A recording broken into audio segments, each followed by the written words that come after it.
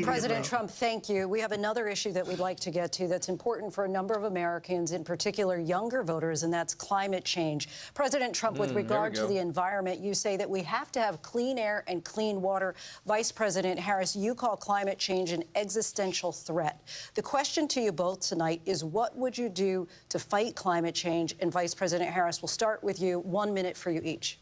Well, the former president had said that climate change is a hoax.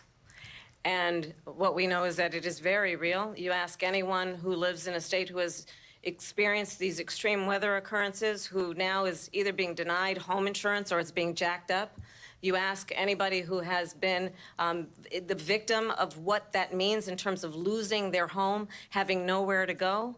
We know that we can actually deal with this issue. The young people of America care deeply about this issue.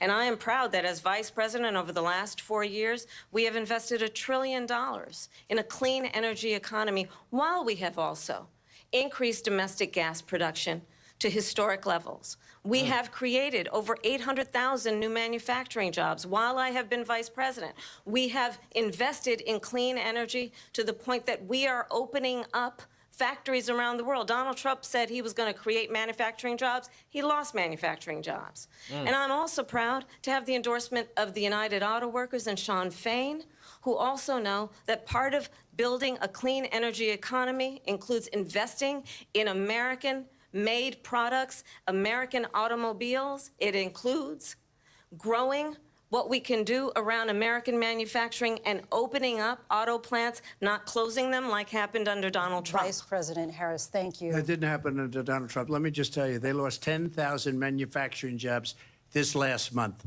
It's going, they're all leaving.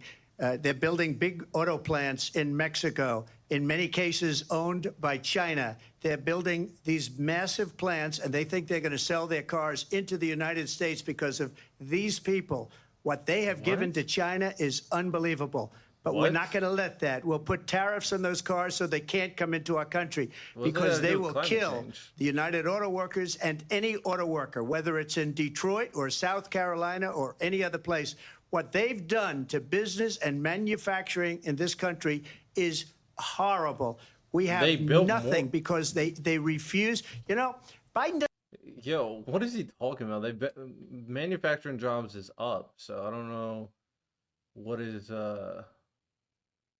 point is. He's just kind of this sounds like kind of petty. He's like, oh yeah, so what? They built more manufacturing jobs. They're just actually they're just terrible for like what? Doesn't go after people because supposedly China paid him millions of dollars. He's afraid to do it. Between him and his son, they get all this money from Ukraine. They get all this money from all of these different countries. And then you wonder, why is he so loyal to this one, that one, Ukraine, China? This is a lie. Why is he? Why did he get $3.5 million from the mayor of Moscow's wife?